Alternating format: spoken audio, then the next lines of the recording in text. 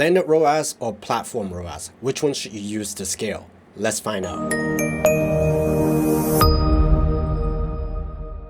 Blended ROAS or Platform ROAS? Which one should you use to scale? Just a disclaimer, all data here are illustrative purposes only. There are no real data here from a client. So first problem, you have a Platform ROAS. It may be saying a higher number or lower number compared to your bank account. It can be in the same store, same spend in the same week, and it's two different numbers. The problem with that is because platforms are meant to give you a higher number, especially because they're no longer able to track properly in a privacy setting by browser. So for the app platform, they're just basically grading their homework or their own homework and hand it back to you and say they did a great job. Because everyone claims the same sale. When Meta shown the ad on Monday, and then the person clicks on a Google ad on Wednesday, and then they decided to purchase on Friday. They all did the work to got the user to purchase. But some of these platforms are going to report a number from this same person. So maybe it's a $120 sale. All of them claims a sale. Klaviyo, Google, Meta. Now you have all platforms claiming that same sale, making it look like it has a $360 revenue. But when you look at the back end, the store only sold $120 from this one customer. 3 claims, 1 sale. And that is because these platforms can only see what they can do and grade themselves on it, but they will not be able to see the back end. And they were designed to give themselves credit because they need that attribution to keep going and keep looking for new people or possibly returning customers for a conversion.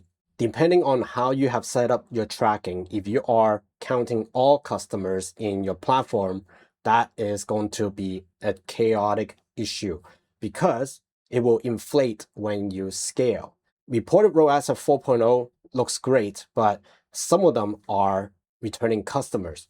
So when you are counting all customers coming into your whole funnel, then you're going to have returning customers being counted as a conversion.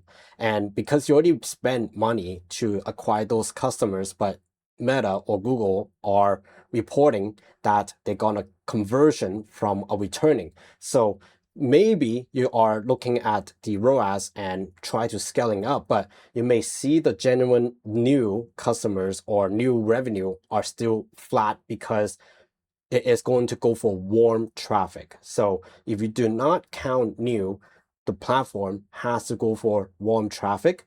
And when you have warm traffic, your ROAS is going to look amazing, but you are actually spending more now for a returning customer when you already have spent the money to get them. So how do we find the right metric to scale and rely on? There are 2 that we like to use here, but before that, I want to talk about something that we can get started with right away, so then you have a more realistic number and an honest number that you can start off with.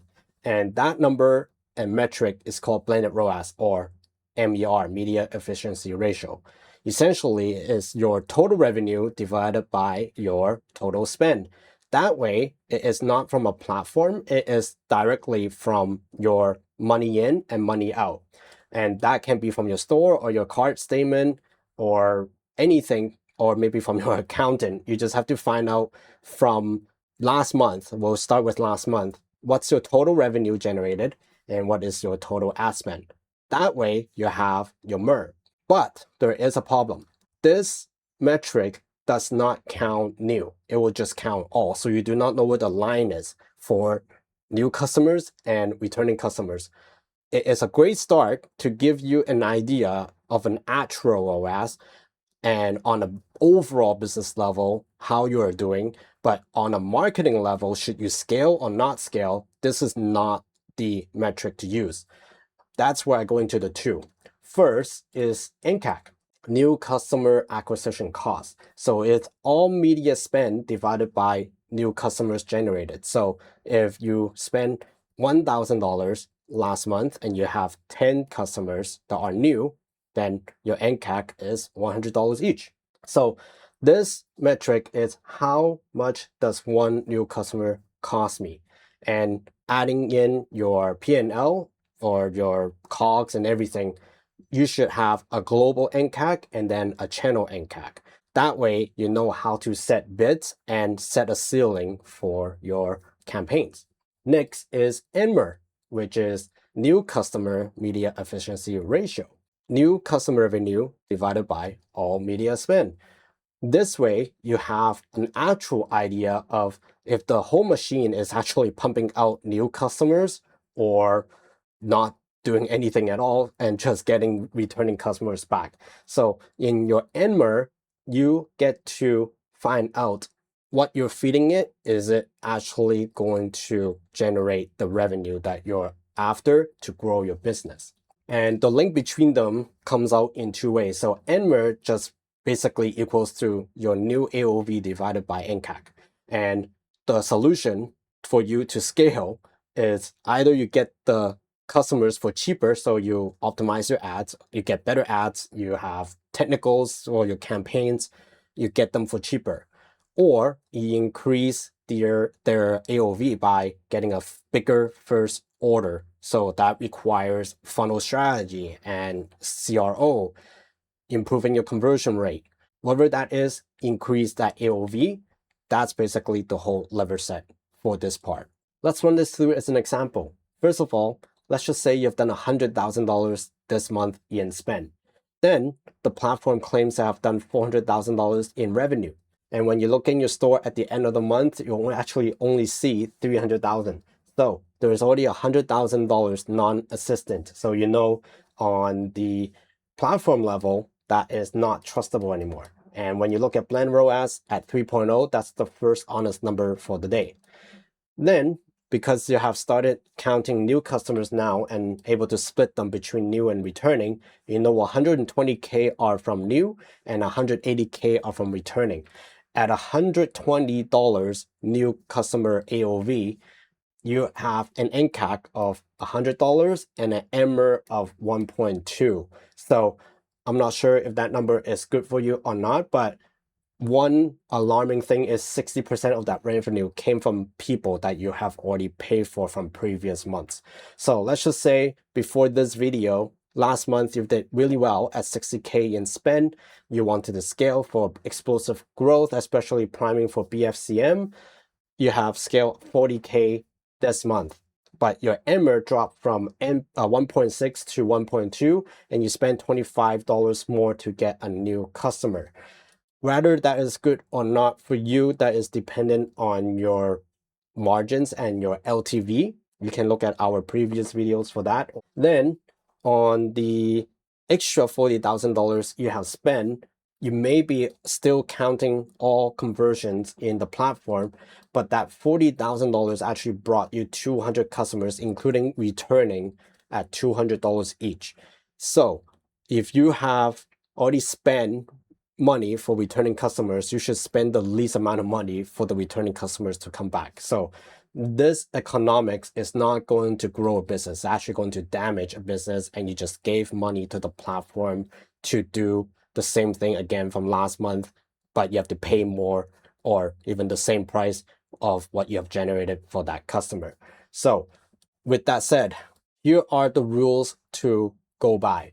First of all is for Platform ROAS, it is not useless. You just use it to only diagnose your creative and your ad, only for diagnosing, because it's an attribution number, which ad did the job. So knowing which ad did the job, then you can keep that and pull back the ones that are not performing. Then for Blended ROAS or MER, you can use that now as an honesty score for your entire business, so you have an understanding how your business is running. But when you dig deeper down for your campaigns, then you can use nCAC and nMER. So for your nCAC, knowing how much you get to or how much you are able to pay for a new customer, now you can set ceilings and prune your campaigns. And then for your nMER, with your overall business, how much you are generating in new customer revenue divided by cost, then you can actually use that to grow your business, because you instantly know if you are hitting a specific number or not. Then every single week, I would look at your spend, revenue from new customers, and new customer count. Those three are very important because that's what's going to grow a business. Your returning customers, for sure, keep an eye on them and make sure they are happy so they are returning back through email or through your SMS or whatever channel that you use to engage back with them to get them to come back. Make sure they're also happy so you have both returning and new growing strong so you are actually able to grow your business because it is a long game, not a short game. And especially when you are tracking new customer revenue and new customer count, you are able to see the trend. So with that trend, knowing your P&L as well, and your LTV and everything, now you can make the call to push or hold. Next thing is before you do anything else, you make sure you have a software, or in Shopify, there is a tagging system that you can use to tag a customer as new or returning. Make sure you have this, or especially if you are using tracking software like Blotout or Audience OS or Olivar.R, new customer events import, and you can also set those to be the main events to optimize towards too. Make sure you do that first, so then you're actually optimizing for new, not returning. So short version, ROAS for diagnose only, blended ROAS for honesty, then nMER, you can use it to push or pull. So you run these numbers every week, you will probably understand more about your business by this Friday or next Friday than the whole platform dashboard has told you all year. Okay, so if you have enjoyed this video, make sure that you like and subscribe. And if you want a free growth strategy with us, make sure that you click the link in the description below, fill out the form, book a time with us, and we'll give you a free growth strategy plan, and also with action steps that are full of value for your business that you can act on. And even if you're not a good fit, we'll still give you a lot of value. So click on the link below and I'll see you sometime soon. Bye now.